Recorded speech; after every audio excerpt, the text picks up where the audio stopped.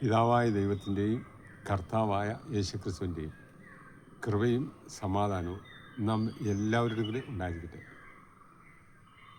ഇന്നൊരു വളരെ എല്ലാ ദിവസവും പ്രത്യേകമായ കാര്യങ്ങളാണ് സംസാരിക്കുന്നതെങ്കിൽ ഇന്ന് മറ്റൊരു കാര്യത്തെക്കുറിച്ച്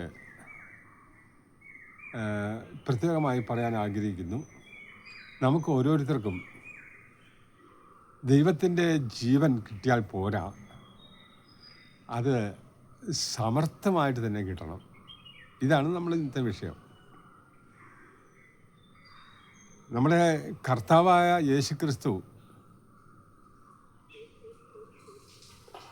യോഹന്നാൻ്റെ സുവിശേഷം 10-ാം അധ്യായത്തിൻ്റെ 10-ാം വാക്യത്തിൽ ഇങ്ങനെ പറഞ്ഞു: കള്ളൻ വരുന്നത് മോഷ്ടിപ്പാനും ആർപ്പാനും മുടിക്കാനുമായിട്ടത്രേ, എന്ന് ഞാൻ വന്നത് അവർക്ക് ജീവൻ ഉണ്ടാകുവാനും അത് സമൃദ്ധമായിട്ട് ഉണ്ടാകുവാനായിട്ടത്. അപ്പോൾ അല്പം ജീവൻ തരാനായിട്ടല്ല യേശു വന്നത്, നമുക്ക് സമൃദ്ധമായ ജീവൻ തരാൻ വേണ്ടിയിട്ടാണ് വന്നത്. അപ്പം അല്പജീവൻ കൊണ്ട് നമുക്ക് കാര്യമായ പ്രയോജനമൊന്നുമില്ല. ഒരു ഉദാഹരണത്തിന്, ഇതൊരു ക്ലോക്കാണ്. ഇത് വർക്ക് ചെയ്യുന്നുണ്ട്. കഴിഞ്ഞ ഒരു 3-4 ദിവസമായിട്ട് ഇത് വർക്ക് ചെയ്യുന്നുണ്ടെങ്കിലും ഈ സൂചി കൃത്യമായിട്ട് കറങ്ങുന്നില്ല. അതിന് കാരണം എടുത്ത് നോക്കിക്കഴിഞ്ഞപ്പോൾ ബാറ്ററിക്ക് അല്പം തുരുമ്പ് പിടിച്ചു. അതുകൊണ്ട് അതിൻ്റെ ഓട്ടം വളരെ സ്ലോവിലാണ്. എന്നാൽ അത് ഒന്നും കൂടെ എല്ലാം ചിരണ്ടിയെല്ലാം വെച്ച് കഴിഞ്ഞിട്ടും അത് അങ്ങനെ തന്നെയാണ് പോകുന്നത്. വർക്ക് ചെയ്യുന്നുണ്ട് എങ്കിലും സമയം അറിയാൻ സാധിക്കില്ല. ബാറ്ററിക്ക് ചാർജ് ഉണ്ട്.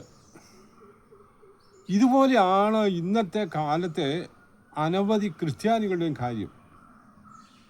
അവർ ഏതെങ്കിലും സാഹചര്യത്തിൽ സുവിശേഷം കേട്ടു, ആ സുവിശേഷത്തിൻ്റെ വെളിച്ചം അവരുടെ ജീവിതത്തിൽ വന്നു, ഹൃദയത്തിൽ വന്നു, സുവിശേഷത്തിൻ്റെ പ്രകാശനം അവരുടെ ഹൃദയത്തിൽ പ്രകാശിപ്പിച്ചു.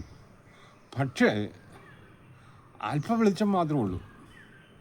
അതുകൊണ്ട് ഇങ്ങനെ വർക്ക് ചെയ്യുകയാണ്, പ്രയോജനം ഒരിക്കലും കിട്ടുന്നില്ല.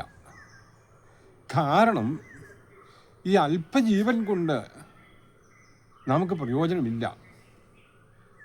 ഞാൻ ഈ അടുത്ത നാളിൽ ഒരു കഥ വായിച്ചത് ഇങ്ങനെയാണ്. രോഗിയായ ഒരു മനുഷ്യൻ, അല്പജീവനുള്ള ഒരു മനുഷ്യൻ ഒരു തറയിൽ ഇങ്ങനെ കിടക്കുകയാണ്.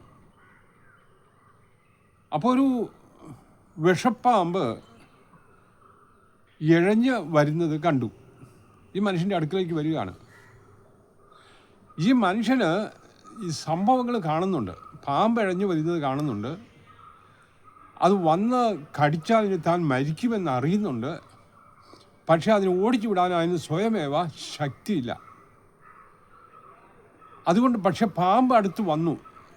തിന്മയെ ചെറുത്ത് തോൽപ്പിക്കാൻ ആ മനുഷ്യൻ ശക്തനല്ലാത്തത് കൊണ്ട് ജീവനുണ്ടെങ്കിലും ആ ദോഷത്തെ പ്രതികരിക്കാൻ കഴിവില്ലാതെ പാമ്പടുത്ത് വരുന്നു, ആ മനുഷ്യനെ കടിക്കുന്നു, ആ മനുഷ്യൻ മരിക്കുന്നു. ഇതുപോലെയാണ് ഇന്നത്തെ ക്രിസ്തീയ ലോകം. അവർക്ക് ഏതെങ്കിലുമൊക്കെ സാഹചര്യത്തിലൂടെ അല്പജീവൻ കിട്ടിയിട്ടുണ്ട്. പ്രിയമുള്ളവരെ, ഈ അല്പജീവൻ കൊണ്ട് ഈ യോഹന്നാൻ്റെ ലേഖനത്തിൽ ഇങ്ങനെ പറയുന്നുണ്ടല്ലോ, ലോകത്തിൽ ഉള്ളവരെക്കാൾ നമ്മുടെ ഉള്ളിലുള്ളവൻ അതിനേക്കാൾ വലിയവനാണ്.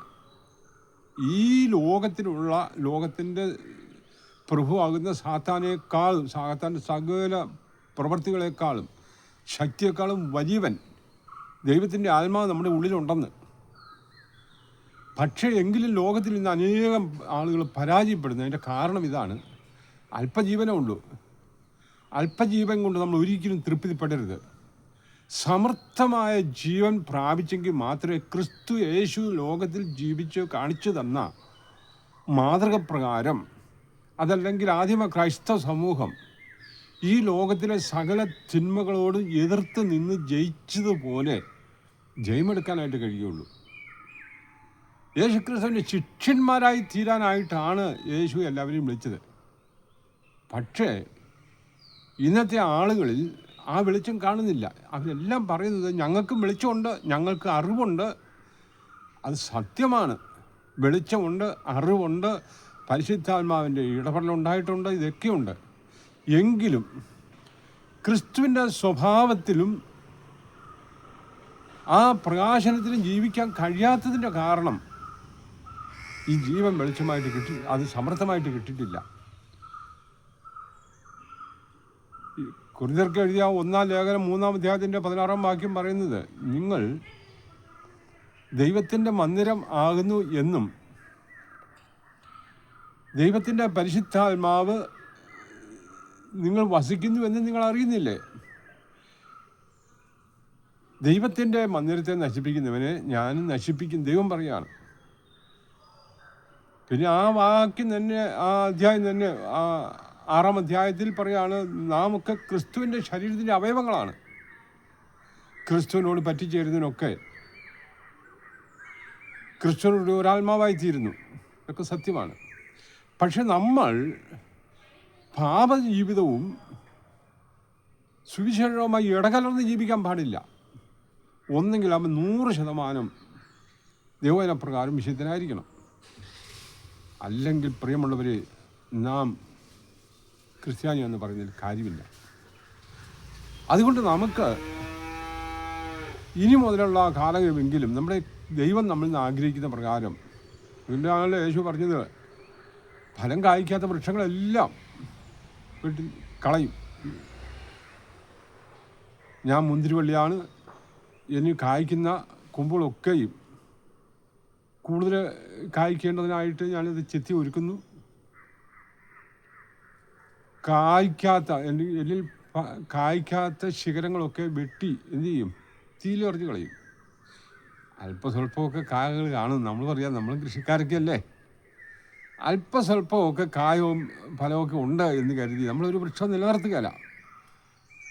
അത് കൃഷിക്കാരനൊരു ലക്ഷ്യമുണ്ട്, ഇതിൽ നിന്ന് ഇത്രത്തോളം ഫലം കിട്ടണം. അത് കിട്ടുന്നില്ല എങ്കിൽ നമ്മൾ നിശേഷം നശിപ്പിച്ച് കളയും. നമ്മളെക്കുറിച്ച് ദൈവത്തിൻ്റെ ആഗ്രഹം ഇതാണ്. അതുകൊണ്ട് ദൈവത്തിന് ഒരു മനുഷ്യർക്ക് ഒരു ദോഷവും വരണമെന്ന് ദൈവം ആഗ്രഹിക്കുന്നില്ല. നമ്മുടെ മക്കളെക്കുറിച്ച് ഒരു പിതാവ് ആഗ്രഹിക്കുന്ന ഒന്ന് ഓർത്ത് നോക്കിയേ, അവർ തന്നെക്കാളും വളരണമെന്ന് തന്നെയാണ്. എല്ലാവിധത്തിലും അവർ നല്ലത് നല്ലത് നല്ലത് നല്ലത്, അവർക്ക് നല്ലത് മാത്രം വരണമെന്ന് ആഗ്രഹിക്കുന്ന ഒരാളാണ് ഒരു പിതാവ് മക്കളെക്കുറിച്ച്. പക്ഷെ അവരിൽ പിതാവ് ആഗ്രഹിക്കുന്ന നന്മ പൂർണ്ണമായി വെളിപ്പെടാത്തിടത്തോളം കാലം ആ പിതാവിൻ്റെ മനസ്സിന് വേദന എത്ര വലുതാണെന്ന് ഓർത്ത് നോക്കിയേ. എന്ന് പറഞ്ഞതുപോലെ നാം ഇന്നതുപോലെ ആയി തീരണമെന്ന് ദൈവത്തിന് ആഗ്രഹമുണ്ട്.